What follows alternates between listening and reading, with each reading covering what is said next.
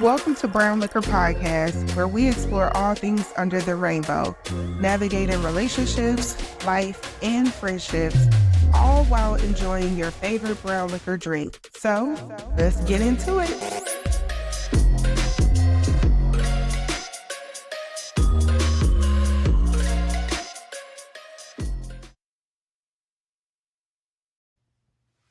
Now, sis, correct me if I'm wrong, but if I'm not mistaken, I heard you say that one of your goals in this new year was to have better, hydrated, nourished skin and to take more time for self-care. Well, I have just the thing for that. Sincere Vibes All Natural Skincare. With a variety of soaps, body creams, and body oils, Sincere Vibes has all of your skincare needs, leaving your skin feeling soft, smooth, and giving it that perfect melanated glow. You can also choose from some of the best-selling candles and even get products to take care of your hair care needs, making for the perfect spa day.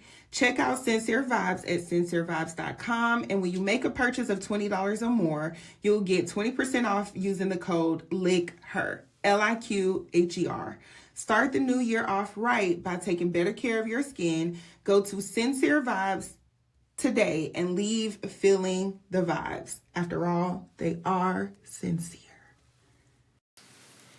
Yo, yo, yo, baby, yo. It is your favorite Brown Liquor girls, and we are back with another episode of Brown Liquor. I can't stand you. I can't stand you. And as always, it is your girl, Shunda D, and Nikki. And today, we are going to be interviewing Nikki. All right, first, wait a minute. You gotta stop. Because you are hilarious. We are going to get all up in her business, y'all. Wait a minute, though. What? Before you get in my business, we're going to have to work on your intro. You sound like one of them old-ass pimps from back in the day. Yo, yo, yo, baby, yo. What? I thought you was getting ready to try to talk to me or something. What? I can't holler at you? No? We're going to have to work on y'all intro. I'm going to need y'all to comment on that. Did you just catch the mosquito? I was trying to. Was you and your Mr. Miyagi? I was trying, but it didn't work. Karate Kid? So we are sitting here enjoying this nice Tampa breeze because we don't have a winter. It's just like a little chilly outside, so we got our door open. So there's a mosquito like flying around and he's aggravating me, but whatever, I'm gonna let him be until I catch his ass. Well, I hope you do, because he's biting me up. Then his ass is grass. Okay, so, as per usual, before we get into all the good stuff, we're going to give you the Brown Liquor Drink of the Week. And for this Brown Liquor Drink of the Week, we are going to do a rum punch. So, for this drink, you'll need Bacardi Gold rum, pineapple juice, orange juice, grenadine, bitters, ice, cherry, and orange slice to garnish.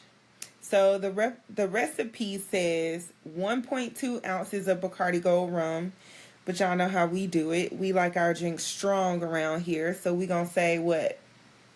3 ounces of gold rum? I don't know. I just pour. Yeah, we just pour.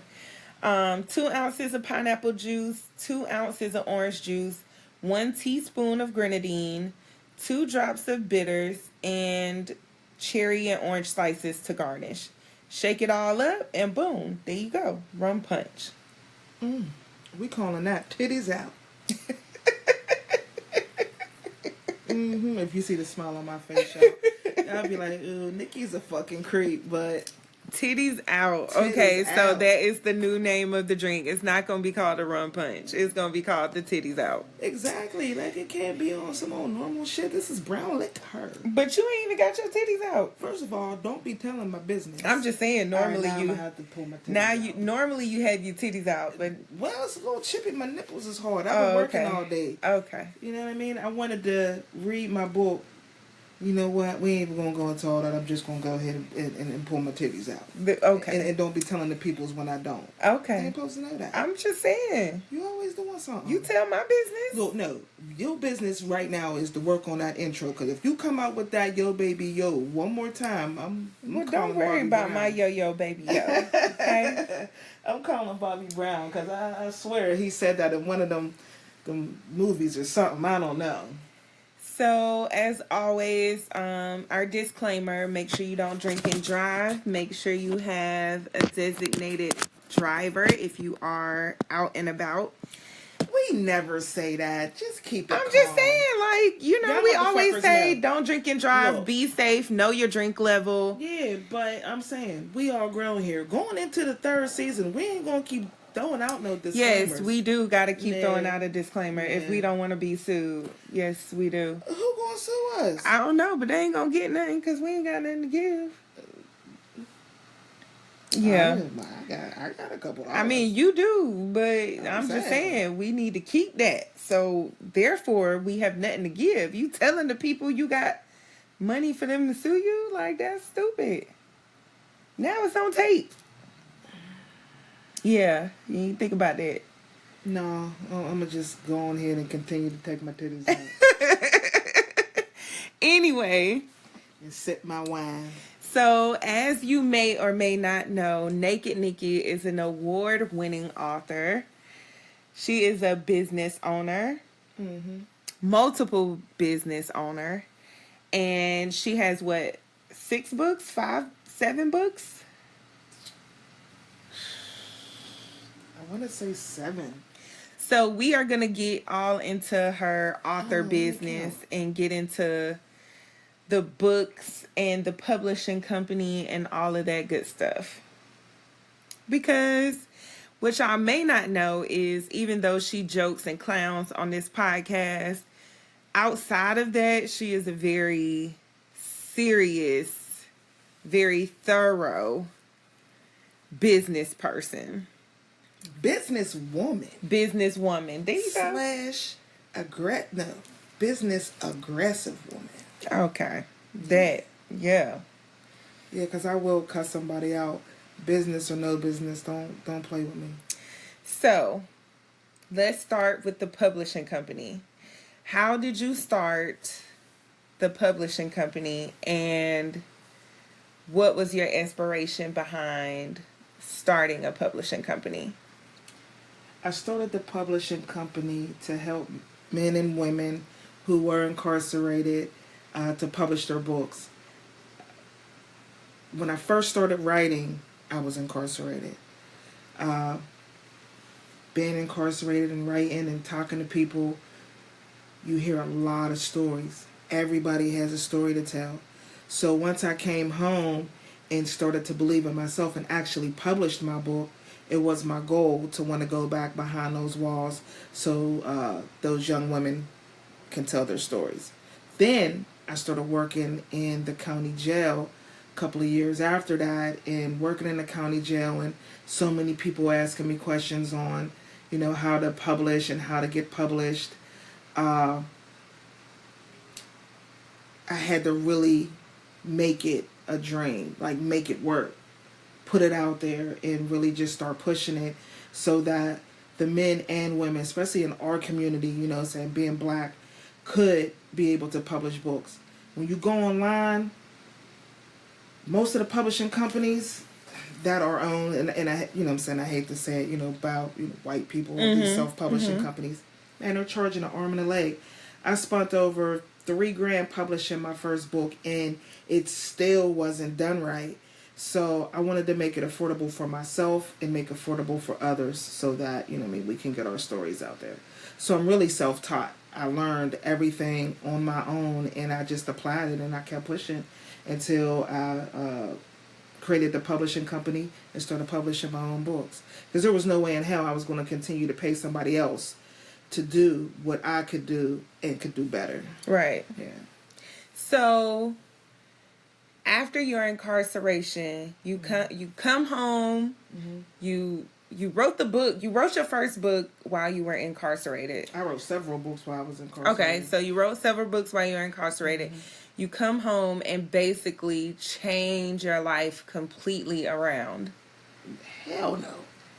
I came home and started fucking up. when I first came home, I had to go to a halfway house. So I had to do 5 years. Through the grace of God, and when, you know what I'm saying, people that are upstate hear this episode, they'll, you know what I'm saying, know that God was definitely on my side, because they weren't even given pre-release out at the time when I was incarcerated for people to be able to go home early. So when it came around for, you know what I'm saying, me to go home, 4 years was coming up. And I started hearing that pre-release was starting to, you know what I'm saying, come back around, because so many people were getting locked up. They needed to make room. I started praying, you know what I mean? And being in jail those 4 years, I started to think, you know, I did some self evaluations. I started getting closer with my family, and I, you know what I'm saying, was getting closer with God. So I feel like God, you know what I'm saying, maneuvered all of that. 4 years in, you know, nobody gets pre-release exactly when it's time for them to get pre-release. And I did.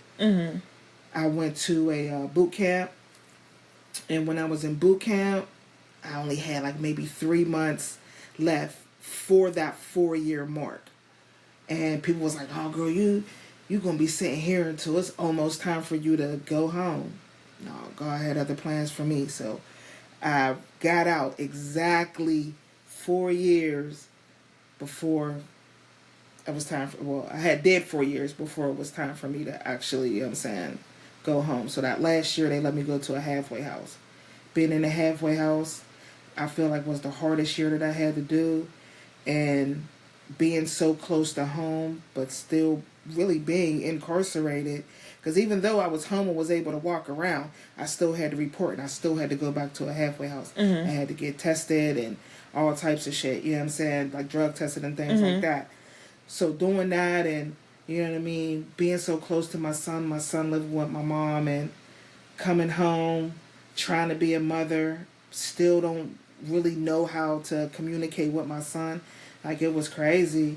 The girl that I was dating at the time, that went haywire, and I couldn't find a job. So nothing was perfect at that time. I had to figure out life and figure out what my next move was going to be. I was talking about publishing my book, and I was letting people like sample it, but it was in arm's like length, but it wasn't nowhere for real in sight. I didn't publish my book until I was home about 5 years. And I went through hell and high water. Found out that my son's father had passed away when I was in jail. Ex-girlfriend got murdered. A lot of decisions that I had made when I was growing up was coming back to haunt me. I was drinking, hitting the bottle, crazy as hell. So life really wasn't, you know what I'm saying, up to my standards at that time. So when I went to prison and I wrote Twist of Fate, that's the very first book that I wrote. It saved my life. It made me a new person. And when I came home and I started going through all that turmoil and I actually hit rock bottom, the book saved me again. I had to go through some therapy. And in therapy, I was sitting there and I was listening to other people's stories. And that's when it just clicked, like, it's time for you to tell yours. Stop being scared. Walk in your purpose. Do what God intended you to do and why he let you be out here early. Like, it's time for you to go ahead and do it. And it was like from that moment on, I went back to work because I had took off work from everything that I was going through. I went back to work and I started working double time so that I could earn extra money to publish the book. And I didn't stop until I published it. And that's basically the first step that happened. After that, it was like off to the races. After I found a publishing company that would take payment arrangements, I started paying them and went online and started finding people to help me edit and create my book cover, and it was good, and it was like one of the best feelings in the world. And in the end, there was so much turmoil going on between me and my family at that time. Just all of us, you know what I'm saying, in general. We all were bickering amongst ourselves, like me, my mother, my brother, my immediate family. When I published the book, it brought us all back together. So it was just like a wonderful experience. That's a beautiful thing.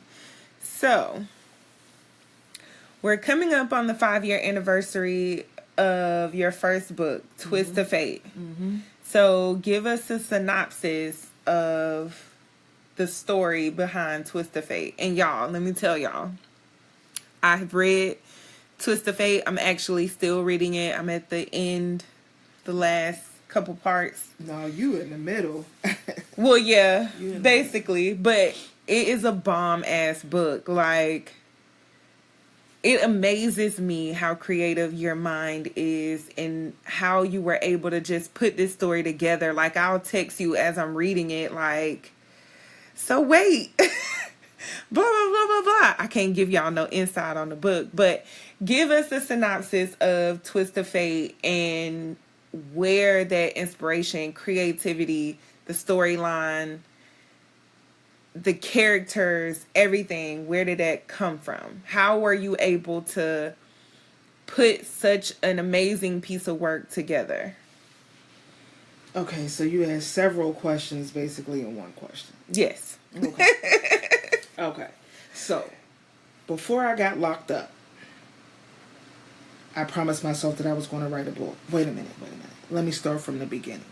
I've always been a good storyteller, and I've always been a great liar.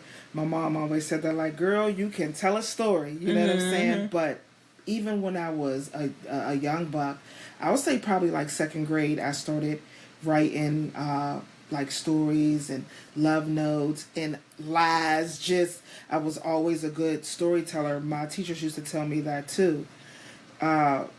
In the midst of me growing up, you know, I started writing poetry for my friends, for their boyfriends, and, you know what I'm saying, you know, boyfriends wanted to write, get poetry to their girlfriends, so I used to do all of that.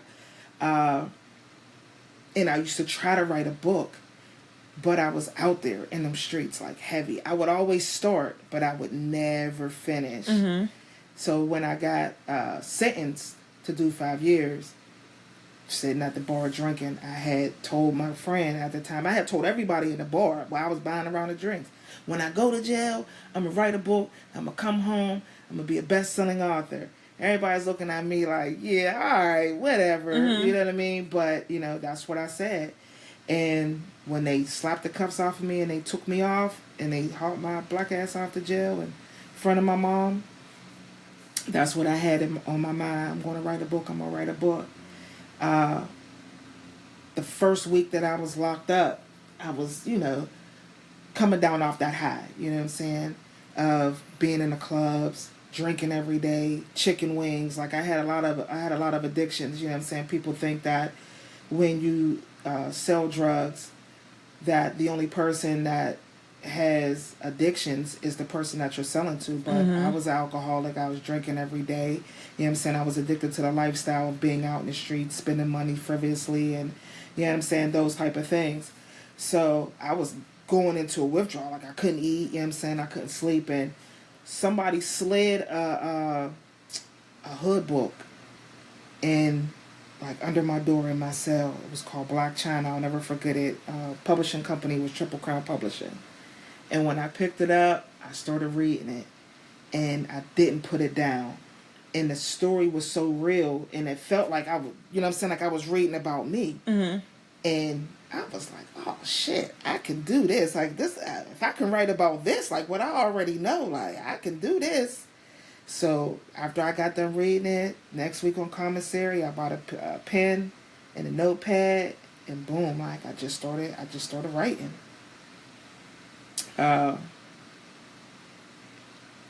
that,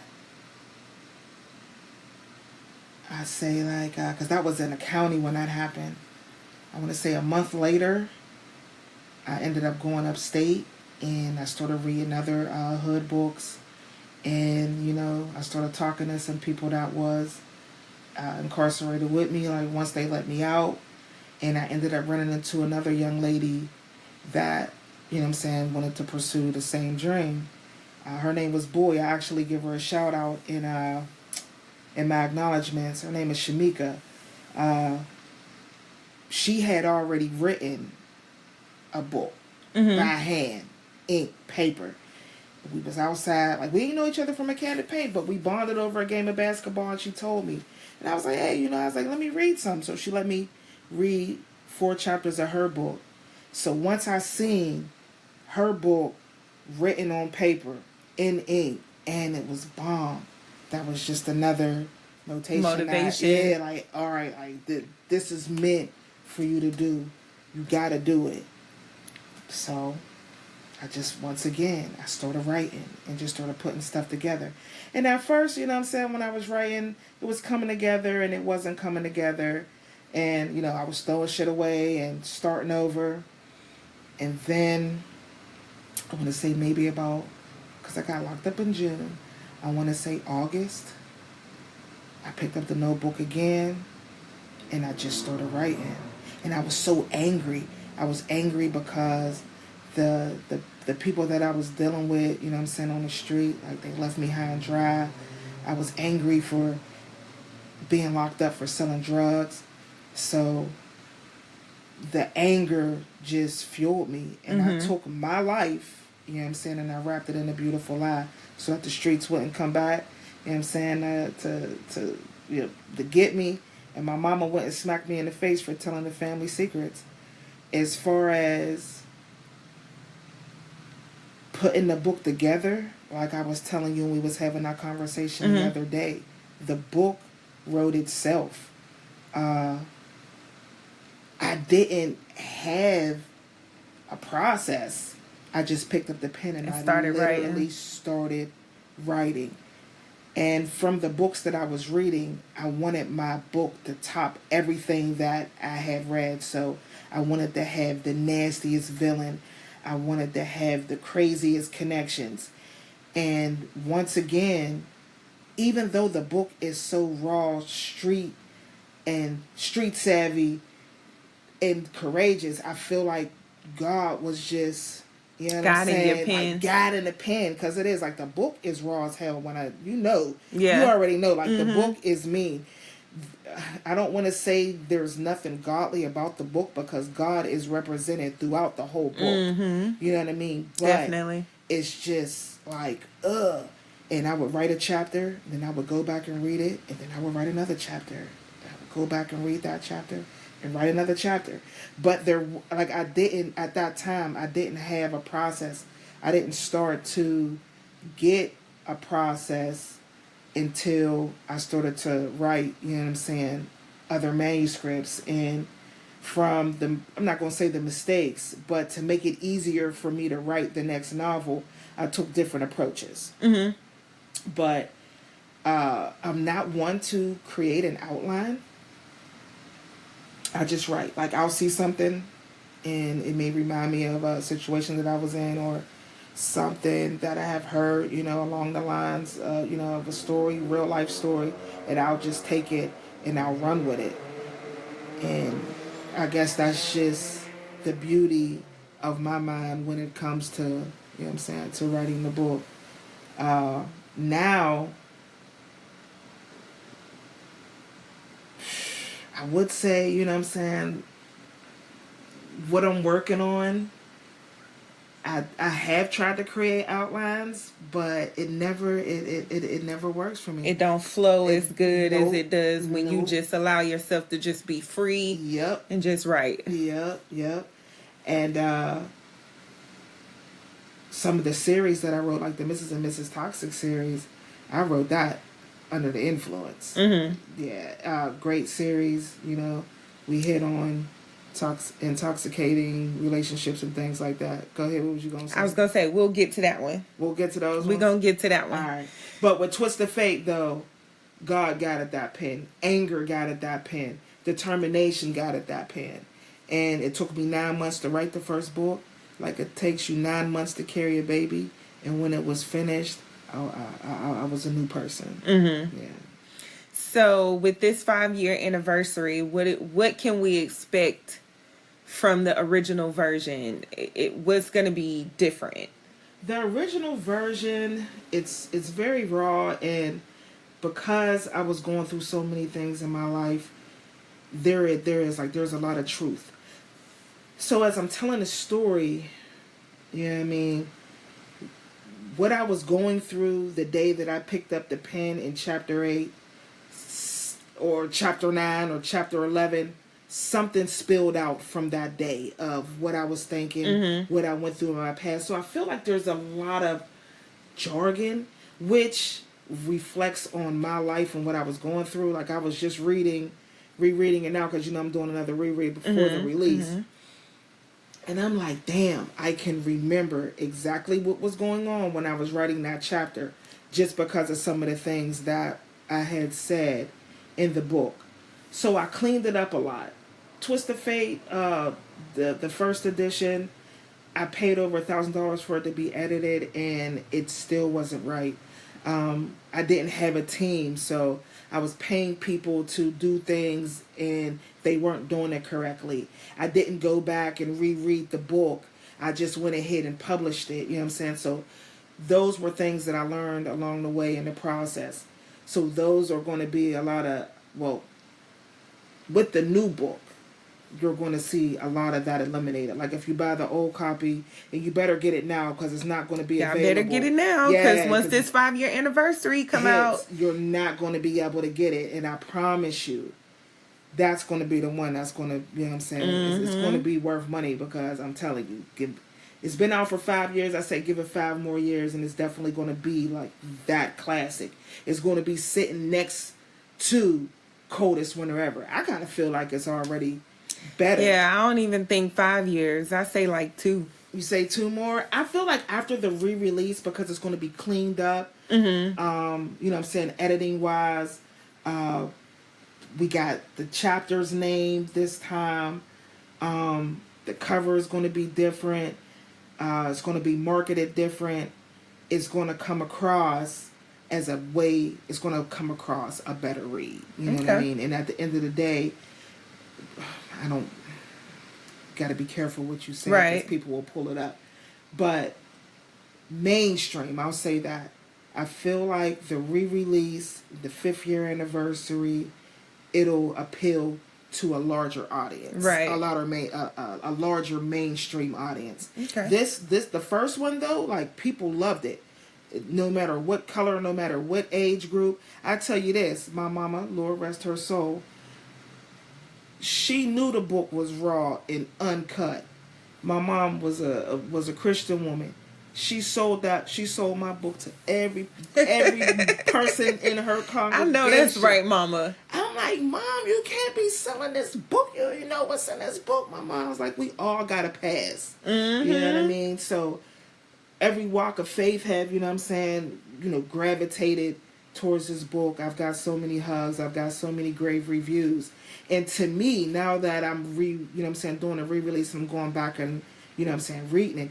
It is a good story, but there's just a lot of jargon. Like I said, the editing was sucky, and people still love the story. So with it cleaned up, with a whole new attitude, man, yeah. Breakfast Club, here we come. Yeah. So next was Humble Waters. Yes. So wait a minute though, I didn't even give them a clip though about Twist of Fate. So let me give y'all. This is the version that I give people when they come up to like my booth or when I'm selling copies and they look like, oh, what is Twist of Fate about?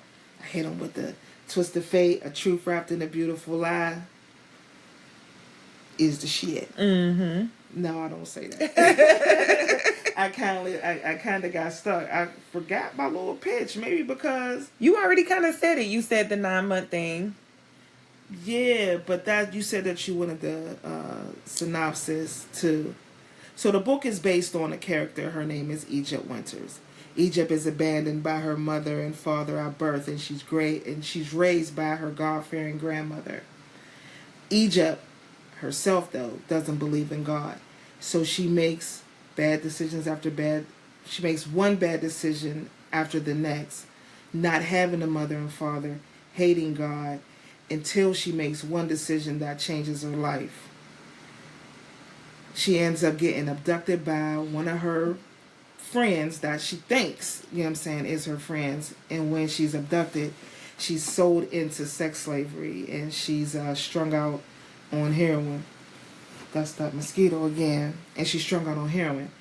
As she drifts off from, you know what I'm saying, doing the drugs, she goes over her life, and she tells you basically how she got to where she's at that moment. So you would have to read the book to see if she makes it out alive or if she dies trying. Okay. Yeah, so I like that. it is. It's good. I kind of stumbled on that. I don't know. You're kind of making me nervous. Let me sip my wine. Let me sip my wine. So now, Humble Waters.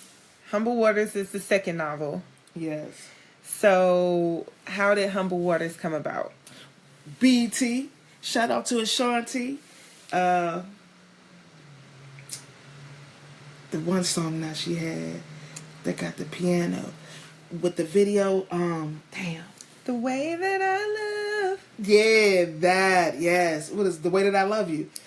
That video inspired Humble Waters, but it wasn't called Humble Waters first. It was called Snap, in Reason of Insanity. So, and the main character's name was Humble Waters. Mm-hmm. So Humble's a good girl. She has the perfect life. She's with her high school sweetheart. They've been together for years. They have 2 kids. She's sheltered, and her boyfriend is out in the streets. You know what I'm saying? He hustles and he cheats on her, and he does all of these crazy things, and then he goes to jail. And when he goes to jail, her best friend, Humble's best friend, gets her to start going out and going to clubs. And when she goes out and starts going to clubs, she gets addicted to the nightlife. And she starts dating women. And she falls in love with the club owner.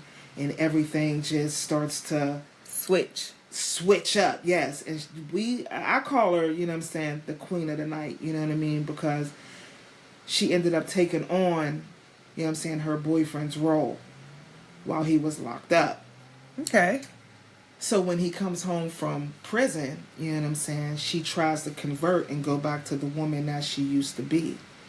But the streets still got that hold on her, and the people that she was dealing with don't want her to leave and really want Joviel, which is her boyfriend, out of the picture.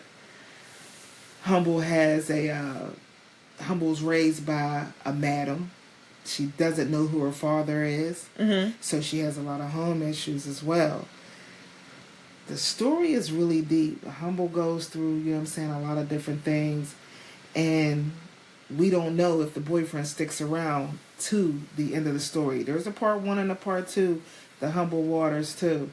Part 1 is out. Part 2 is coming. The 5th anniversary of Humble Waters is coming out. So that's going to be a re-release as well. Yes, Humble Waters Part 1 is going to be a re-release. Humble Waters Part 2, nobody has seen yet. I actually been sitting on that. Okay. 4 or 5 years. I've been should have released it, but I was going through so many different emotions. I ended up writing the Mrs. and Mrs. Toxic series, and you know what I'm saying, things like that.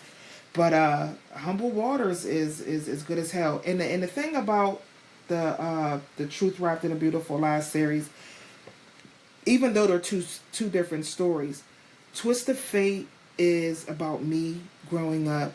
Humble Waters is about a young lady that I was dating in myself. And once again, I just took our story and I wrapped it in a beautiful lie. The young lady that, you know what I'm saying, is representing Humble Waters, she actually, you know what I'm saying, passed away. She got murdered. But there's a lot of little in real life, not in the book. Not in the book. Okay. In real life, okay, she got murdered. But there's a lot of details, though, in the book that is about us. I still have to be careful, you know what I'm saying, when I say. So, right. About us, and, you know, before she had left us, you know, I had told her my idea, and she was like, you know, go ahead and run with it. So, you know, that's what I did, and I brought her story to life, and I brought my story to life, and it's just crazy. Like, the twists and the turns in the Humble Waters is amazing too. Once again, I didn't have a format. I just used that energy from our relationship and other stories that I heard and things that I've been through, and I jotted it down, and it became a best-selling book. So first, let's just say, may God rest her soul to this young woman. So basically, after you got the motivation to write Twist of Fate, you wrote it all out by hand, got the editing done, did the publishing yourself. Like you said, you were self-taught. You were just like, okay, now I see that I could do this. And you just was like, boom, I'm just going to keep going. Yeah. And then I started to put a team together. Once I published the books, I had to, start selling them and doing events and things like that. Now, like I said, like the books weren't perfect. The covers were great, you know what I'm saying? But the editing sucked. Still, even with the second book, I had too many people, you know what I'm saying? Oh, you need to do this, you need to do that, you need to do this, you need to do that. Too many different hands in the pot. In the pot, exactly. Yes, exactly. And I just had to learn by trial and error and going out, meeting people at different events. I met a young lady. Let me shout out Portia too, man. Portia, Felicia Lewis, she got the Pussy Chronicles. Man, love her. She's in Atlanta. I ended up being next to her one day at an event, and she gave me the perfect person to do my editing and to do my formatting for my book, which changed which changed the game. Shout out to you again, Portia. Love you, boo. Because one thing I can say about Black people is we tend to not share our resources because we feel like, oh, they gonna have a leg up on me. Right. Like, no, it's enough space for all of us in whatever realm you in, whether it's writing or podcasting or singing or rapping or whatever, making videos or whatever it is. Like, you can share your resources. It's enough for all of us to eat. Yeah. And to go around. And when you share your resources, you know what I'm saying? When you bless somebody, blessings come back to you. Right, exactly. And she did, man. Like, she put me on to some game. Like, look, sis, you need to do this, and this, and you're going to be great. So I took the advice that she gave me. The people that she introduced me to, I started working with them, and it all came together. So now I got somebody to do my covers. Now I got somebody to do formatting. Now I got somebody to do editing. The only thing I had to do now was learn how to go ahead and put it all together myself and find a platform to use, which was Amazon. You know what I'm saying? You can use Amazon. You can use Barnes and Nobles. Those are the two major places that you can go to where you can actually create your book for free. You know what I mean? Once you actually get it up and upload it, they're going to take a chunk of your money, though. Right. But those are platforms that you can go to create your book for free.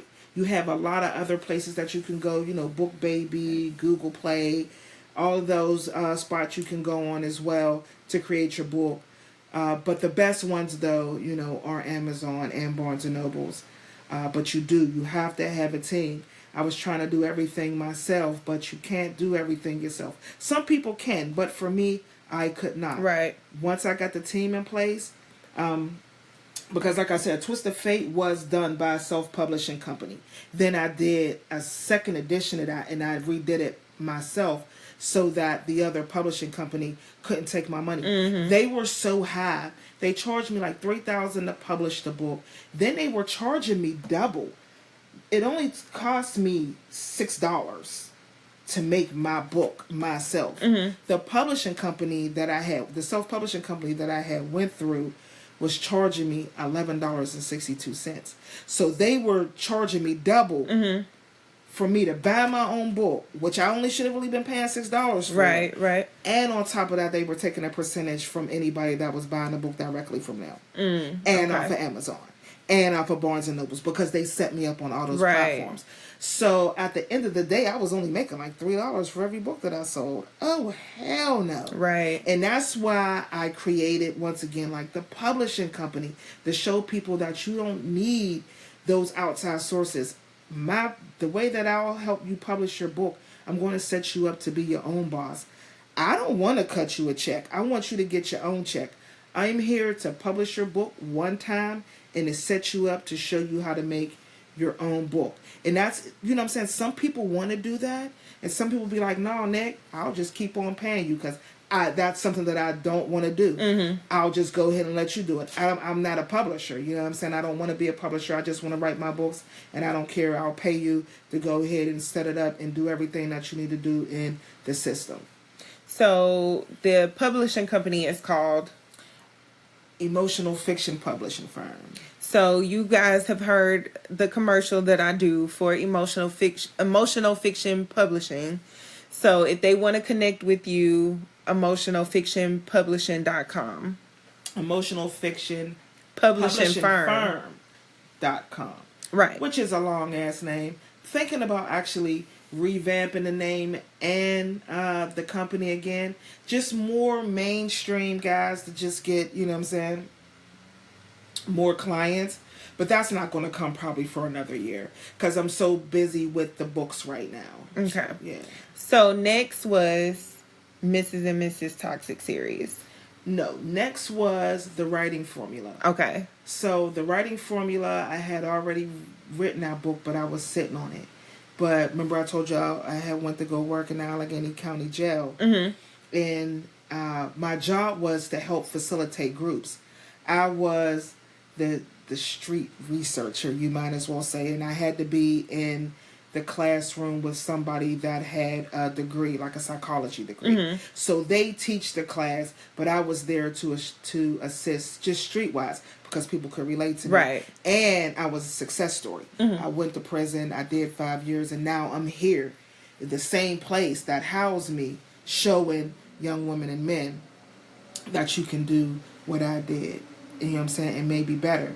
So while I was in jail and while I was working in jail and I was doing the classes and I was telling my story and, you know what I'm saying, just relating with the men and women, everybody kept asking me, like, how did you do, you know what I'm saying, how did you start writing your book? What's the steps that you took? What's the process? And the steps that you have to take? And I was like, you know what? I'm going to go ahead, y'all. I was like, and I'm going to publish the Writing Formula 101. Be your own boss. I said it's going to be strictly for, you know what I'm saying, people that's incarcerated. It's not strictly for people who's incarcerated, but I geared that book towards the men and women who were incarcerated to give them a leg up. You know what I'm saying? Anybody that picks up the book, you know what I mean, can benefit from it. But I would love for people to send that book out to their incarcerated loved ones because it is like it's a pick me up.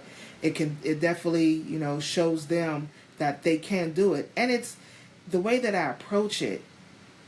I approach it with all heart and all emotion. You know what I'm saying? You know, we're talking about ambition, setting goals, emotion. You know what I'm saying? Those are chapters that are in the book. And of course, I always keep it emotional. That's why the company is called Emotional Fiction. I give you bits and pieces of where I was at, you know what I'm saying, when I was creating the writing formula, because I wrote that in jail too. I finished it when I got home, but I started it in jail. And I tell you, you know, like where my mind frame was at and what you really have to do, you know, to get your book to flow and to get it to work. And at the end of the day, it's just determination and believing in yourself. And I never want nobody to not tell their story. And I don't never want you to overthink it. So the book just simplifies it. Like it is like it's a really, really good book. And it's good. Like it's not a dry like how to teach you do this type of book. Like I literally because some of those books can be dry and boring. Right. I literally sit down and hey, like this is what we're gonna do to write this hood book, this urban novel.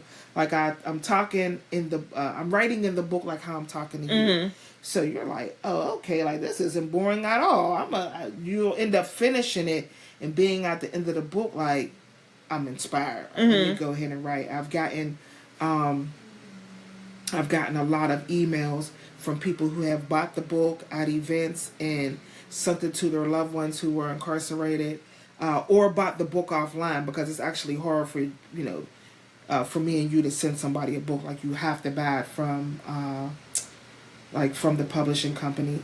I've got a lot of emails from people. Once again, I bought the book for family members who wanted to write a book, and I get the email like, hey, like your book really helped me. It wasn't dry, it wasn't boring, it was really down to earth, and that was surprising. So it definitely hit the spot. Then after the writing formula came the Mrs. and Mrs. Toxic series. So, Yes. a lot of people are gonna want to know about this toxic series because we've all been in some toxic relationships. We've all had some toxic experiences. So, what is the toxic series and why? Why did you feel like it was necessary to write about experiences in toxic relationships? Because I was in one. That's number one. Number two, me and my ex-girlfriend actually created that topic in a strip club while we were drinking after coming off of one of our arguing benches. You know what I'm saying? We were back at it again. We were trying to make it work, and we was in a strip club, and we was just, you know what I'm saying, we was vibing, we was having a good time. You ever been in a relationship and you argue, and then when you see each other, everything is just so good, like, oh my gosh, like, I missed you, I love you, whatever. So we're drinking, we're vibing, and I can't remember really what the nature of the conversation was, but Mrs. and Mrs. Toxic was born at that moment. And I remember us talking about it and me saying it out of my mouth and me writing it in my phone. The next day, or even when we were in a strip club, like I can't remember, I said that we both should write 5 poems to tell how we feel. I ended up doing it. I think she did, but she never gave me the poems, and I started making little video diaries in my phone and documenting our relationship from that moment on, like what conversations we were having, things that was happening in the relationships, and I was recording us too. I never told her that. I think I told her in the end that I was, because I started going back and started, you know what I'm saying, like, you said this, or, you know what I'm saying, and said that. But that's basically how it started. And then, life comes up and it kind of like faded off. And we had broken up. I want to say that the last time that we actually broke up,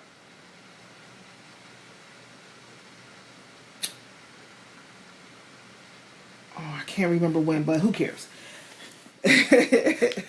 When we had broken up, because we weren't even done yet, you know what I'm saying? Because there's a sequel to Mrs. and Mrs. Toxic 1. So we ended up breaking up one more time, and I go ahead and I write the book. But in the midst of us talking, I am writing the book, and it's a short story poetry book. So I'm writing the poetry about, you know what I'm saying, things that happened in our relationship, like us going through each other's phones, you know what I'm saying, narcissistic ways, cheating, like anything that was going on in our relationship at that time, you know what I'm saying, because I was hurt. And like I said, I was drinking a lot too. And I was taking it all out. I can't even say I was using a pen and pad this time. I wrote that whole book on my phone. Like real shit. Turned it out to be a bomb too. What was you gonna say? So each part of the series is a different level of toxicity? Yes. Okay. Within me. You know what I'm saying?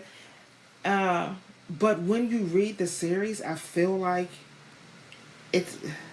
can't nobody on this earth, man or woman, say that they haven't went through that stage. Right. Okay. To go through these stages. And I can't say every man and woman, because, you know what I'm saying, alcoholism did play a part in part 2 as well. But other than the alcohol abuse, I feel like everything else that's talked about within the series is real. But I just took the stories and I took the poetry, and it was just my outlet. And I created a book, and it was on toxic relationships. So when I was writing it, I was strictly writing it about me and my ex-girlfriend. But once I finished writing it and I reread it, I realized that, for one, the first relationship that I was in that was toxic was with my mother. And two, that and this is my opinion, I feel like every human being has narcissism. Am I saying that correctly? Within them. And it's because we're human. You know what I mean? So those were the two things that I learned. That book actually, you know what I'm saying, brought me and my mother closer together. Like, we were already working on our relationship, but when I expressed to her how I felt after I got done writing that book, our whole relationship, you know what I'm saying, became better. That book was actually by my mom's bedside when she passed away. And that's where Mrs. and Mrs. Toxic 2 came from. I want to say the first one is Mrs. and Mrs. Toxic, her intoxicating thoughts. The second one is called Alcohol Hero. So after my mom passes away and I start writing that book, me and my ex, we tried one more time, because we broke up. I wrote Mrs. and Mrs. Toxic 1. She was angry at me too for writing it. She didn't, you know what I'm saying, like the way that I guess I displayed our relationship, but shit, it was my truth. If you don't like it, you know what I'm saying, counter me. Right. You know what I mean? Or shit, send me what it is that you want to say. Promise you, I'll never edit it. I'll write a part 2 to that shit, and I'll put your feelings in there, because everybody has the right to be heard. And, right. And, you know what I'm saying? And I would never deny tell their side of the story. Yep, I would never deny you your side of the story. Now, I might lie and cuss about it. You know what I'm saying? But what can you do? Right? What can I do? And I promise you, I'll definitely publish that shit. But the second one, my mom passes away, and that's what triggers the second one. That's another one I wrote on the phone. Now, that one, I was truly intoxicated. I want to say every poem that I was writing or creating, or the short story that I was creating in that book, because once again, I had, fallen off. I was in a dark place. I kind of felt cheated. And I felt cheated that my mom passed away, like, right in the midst of us being so great. You know what I'm saying? She was sick. I did make it my business to talk to my mom every day and to build a better relationship with her before she passed away. And I just felt it. I just felt cheated. And I drove right past her house as she was dying, and that, like, it was killing me. You know what I'm saying? It was definitely killing me. 5 months later, my childhood sweetheart, the guy that, you know what I'm saying, I grew up with, I've only loved 2 men ever in my life besides my father, and that's my son's father and my high school sweetheart. So he literally helped me bury my mom, and then he was gone. He died, a heart attack. And on top of that, I had found poetry that my mom had written, and songs, and she was crying to God for help and wanted to be such a different person, because my mom, she drank and smoked cigarettes and things like that, but she just wanted to be a better person. And that poetry that I had found was telling her story. And I'm like, damn, Mom, I was writing all this time, and you never told me while you was pregnant with me, and, like, you know what I'm saying, a couple of years after you had me, you was writing all these stories. Like, she never said anything. Never said anything. So I took her poetry, and I took what I was going through, losing my mother, losing my childhood sweetheart, and I wrapped it up in the you know what I'm saying, Mrs. and Mrs. Toxic 2. Me and my ex ended up having a stint again. We tried again, like, when my mom passed away, that was the first person that I called. You know what I'm saying? And I did. Like, I wanted it to work. I wanted to be with her. Like, I did. Like, I really wanted to be with her, man. And I wanted it to work. But it just didn't go down that way, man. We was in New Orleans. I ended up, I'm going to just say, I ended up showing my ass. I'm going to put the onus on me. You know what I'm saying? And I ended up getting locked up down there. And I was on a business trip. I remember. A business trip. I have not a publishing. Well, y'all know I got the publishing company, but I got a travel agency too. I put it on pause because of COVID, but I was on my very first trip that I booked. I had 19 people in New Orleans with me, and showed my ass drunk, fighting with my ex, and went the fuck to jail. You want to say embarrassing? Embarrassing. Yeah, I can imagine. Right. So I do, like, I go into detail and I discuss that as well. You know what I'm saying? And at the end of the day, it wasn't nobody's fault but my own, because I knew better. And, you know, love just sometimes Will take you there. Will take you there. And like I said, like, I really did want us to work, but, you know, and I feel like she wanted us to work too, but we just couldn't get past a lot of things that we had done to each other in the past.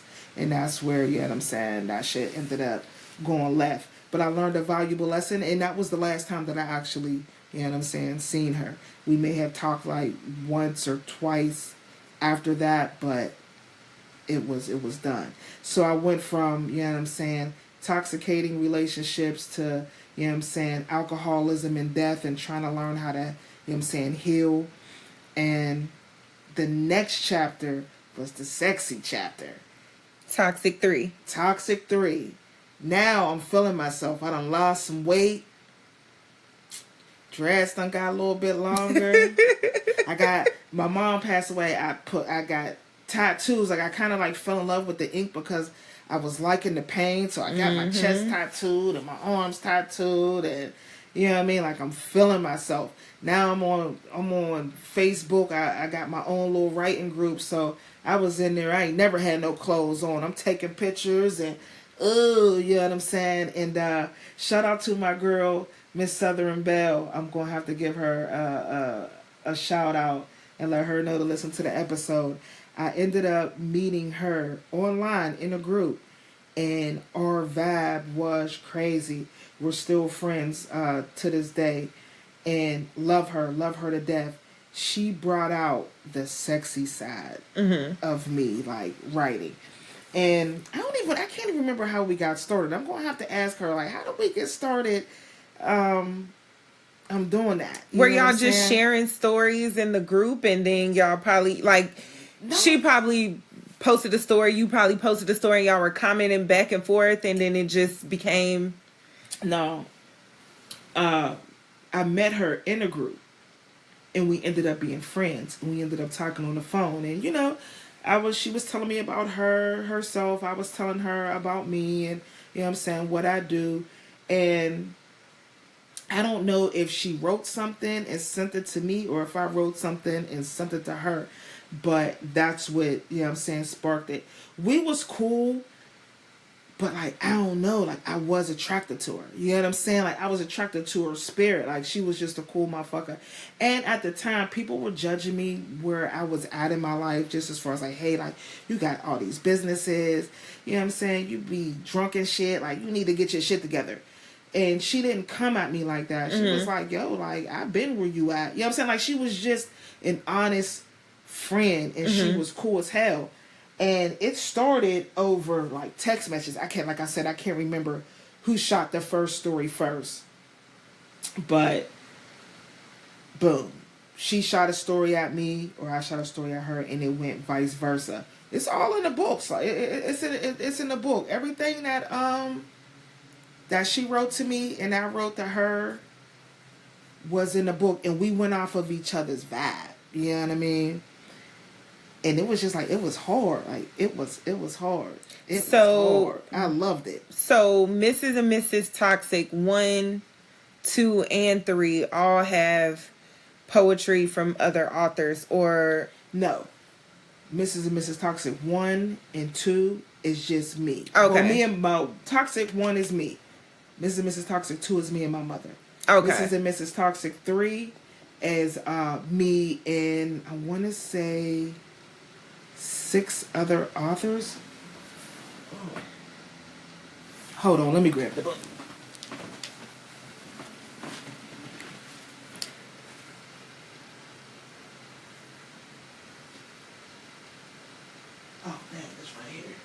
Yes. So Mrs. and Mrs. Toxic 3 is the D'Angelo series, is the D'Angelo theory. How I came up with that name is, I'm telling you, I was feeling myself.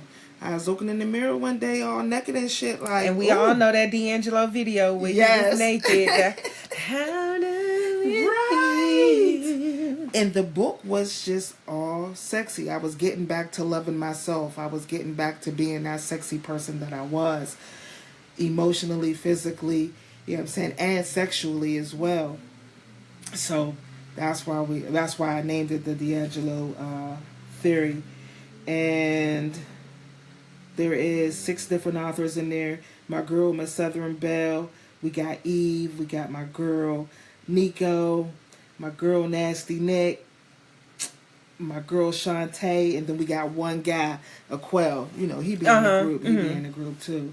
So we got their stories in there, their poetry, and then you have mine. And then at the end of the book, me and Miss Bell, like, we go at it. You know what I'm saying? And it is, like, it's definitely a good read. And it's crazy, though, because, like, we never met each other before in person or seen each other face to face. We never dated or anything like that. It was just that vibe. I feel like we were each other's muse. You know what I'm saying? But she did, though. She brought that sexual energy. Because I was not, I don't Overly sexual person? No, I'm overly sexual, but I just didn't write about it. I'm not an erotic writer. Okay. That's what it is. Like, I'm not an erotic writer. You know what I'm saying? I'm street, love, you know what I'm saying? Along that line. Like, I can write a sex scene, but as far as doing erotica, that's not me. That's my girl Portia. I told you, Pussy Chronicles. That put me onto the game. That's her line. So me creating this, I feel like if I wouldn't have met, you know what I'm saying, Miss Bell, that side may have never came out. I don't know, but you know what I'm saying? Like, she sparked it. She started it and I finished it. She's in the book as well, and like it did, like it turned out really hard. So in the beginning of the book, I had the other authors and maybe a poem or two, maybe by me, but towards the end though is our story. And like I said, like, we didn't prep that. Like, she would write me something, boom, like, ooh, like, that's dope. And I would go in and I would finish the story, you know what I'm saying? And that's something that I do in my writing group too, the writing lab that's on Facebook. I will put a topic up or start a short story and I'll have people go in and finish it like that, yeah. Okay. So what can we expect next from you? All right, next, I promise you guys, Humble Waters 2 is coming out. And we got to come full circle with the Mrs. and Mrs. Toxic series.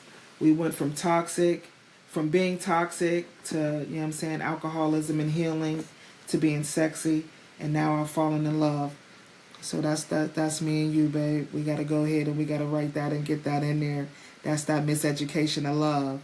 That joint gonna be rocking. So y'all got that to look forward to.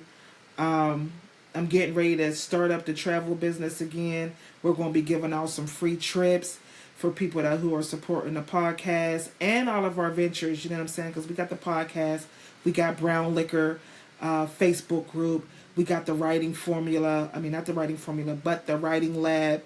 That's a Facebook group as well. You guys, I need y'all to join these groups, you know what I'm saying, participate, because I'm going to be giving out trips.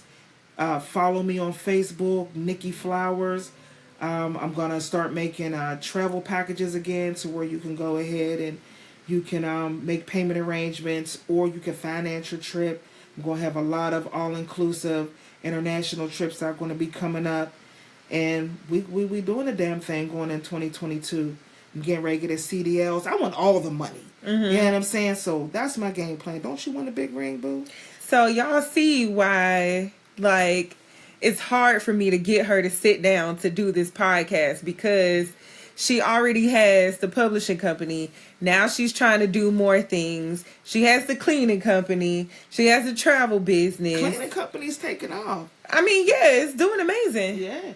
We about to put you in charge of the travel. If I'm going to be out here giving out free trips, your ass is going to do some work too. My babe feel like she ain't got to work, but I'm putting her ass to work. Trust and believe. I work a full-time job. I do this podcast. I do a lot of posts in the group. I was helping you in the cleaning company. Like, I work. I'm about to put you to work some more. Lord. Some more. Okay. So anything else expected from you? And the writing, the books, the poetry, like, are you going to be performing? Do you see yourself doing some stuff on stage? I go on stage when need be. You know what I'm saying? I go on stage to sell books. But that's not my forte. You know what I'm saying? Spoken word is not my thing. Like, I will get up there. Like, if there's a room full of people, and I'm getting my ass up there, and I'm gonna say something. Mm-hmm. But like, I have to be forced. You know, when I was at home and I was doing doing events. After a few drinks, hey, come on there, get up there. But I would be so nervous. You know what I'm saying? People look at me like, I don't see how you be nervous, but I do. Once I get on stage though, like, I'm all right. But it's still like it's not my forte. But you will always catch me at a booth near you. I'm thinking about putting together an independent tour, but that can't be until 2023. Or maybe the end of 2022, because I just got so much going on. We have so much going on as of right now. Okay. So you ain't Love Jones in it no time soon. What you mean? No. Oh. The funk in my right. Yeah. You know what? I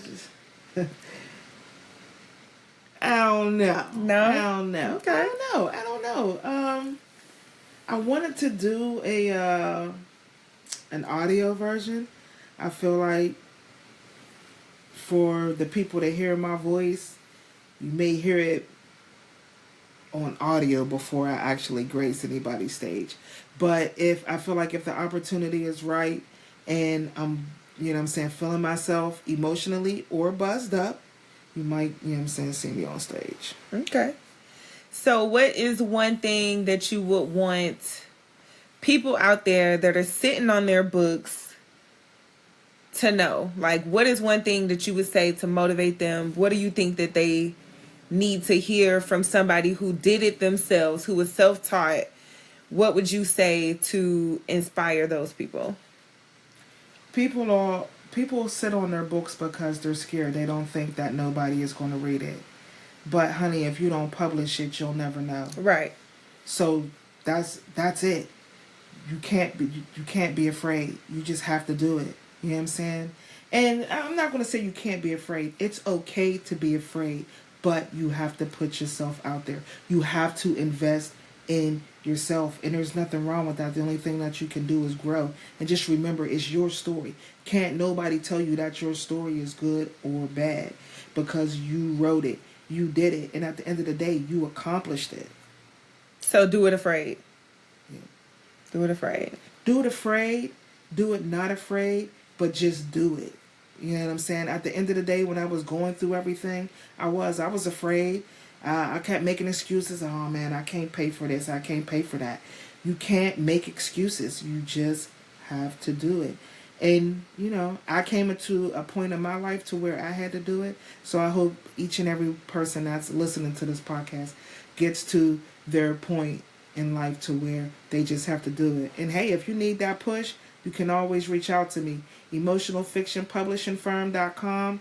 You can always shoot me an email. You can always find me on Facebook. You can always find me on IG too, Emotional Fiction Publishing Firm. I'm on there. The Emotional Connect on IG. Both of those are my IG. I have a publishing page on Facebook, Emotional Fiction Publishing Firm. You can leave me a message there. You can hit me up on my personal page, Nikki Flowers. Look for the smile. I always have a smile on my face in my profile pics on my personal page. So just, reach out to me. I'm always here. I'm always here to help. Please don't waste my time, though. Please. And if you are wondering how to start writing your book, get the writing formula. You can go on Amazon. You can go on Barnes and Nobles. Please, though, I would love for you to buy Black. Emotional Fiction Publishing Firm.com. Once again, when you go to when you buy the book directly from the publishing company, you get an autographed copy. So that's the best advice that I can, that I can give the people. If you don't know how to write, read about it. You know what I'm saying? Look some stuff up. Get the writing formula. I'm telling you, when I tell you it's right on the money, and it'll get you from point A to point Z in writing your book. Like, you'll definitely get it done if you follow the steps. And it's not a lot of steps. It's only 7. Okay. It's only 7 steps. So you simplify it. Definitely simplify it. There will be a PowerPoint that will be presented as well that can show you how to publish and everything like that when you buy a publishing package from me. I'm getting ready to get that together too. I didn't even tell you about that. The PowerPoint's already done. Like, I just have to do the voiceover. I've been sitting on the PowerPoint for a while now. So once I actually do the voiceover for the PowerPoint, that will be available for you guys to buy, which simplifies everything. It shows you how to go to Amazon. It shows you how to go to Barnes and Nobles and do what it is that you got to do. And if you don't want to buy it, you know what I'm saying, then research it and do it yourself. There's a lot of people that don't want to do that, like I said, but if you're one of those people, everything that I learned was through trial and error and investigating. Okay. Yeah. Well, y'all heard it here first. Y'all got the inside track. I know y'all know Naked Nikki to be silly, to be a fool, to be the comical one on this podcast, but that's why I wanted to interview her, because this is one of the many reasons why I love this woman, because she truly is special. Like, not a lot of people can do what she has managed to do, and that's one of the reasons why I fell in love with you. For real? Give me a kiss. I love you too, boo. So we are going to end it here. Make sure you hit up emotionalfictionpublishingfirm.com for the books. Go ahead and get the Twist of Fate, the original version, but also be on the lookout for the 5-year anniversary version, because it's going to be lit. And make sure you get that writing formula if you're looking to learn how to write and publish your own books. And be on the lookout for Mrs. and Mrs. Toxic 4, because we are writing that book together about our love story. Okay? Yeah, that one is the Miseducation of Love. Did you hear me put that suave on there? You put the soft voice on? The soft voice. You got real soft on them. I did. I done talked y'all to death, That was too. the Miseducation. This is a long ass episode. I might break it up into 2 parts. That's why I just kept let you go. Yeah, off. Just that way, you know. So, yeah, y'all. One more thing. Oh, I sounded like you. Boo, boo. Oh, I want to take that oh back. my God, just say what? Okay, I'm sorry. It's that wine, and that wine done kicked in. Make sure that you do get the first Twist of Fate. Read it to the end, because I'm making y'all buy the 5-year edition, because I'm changing the ending on it too.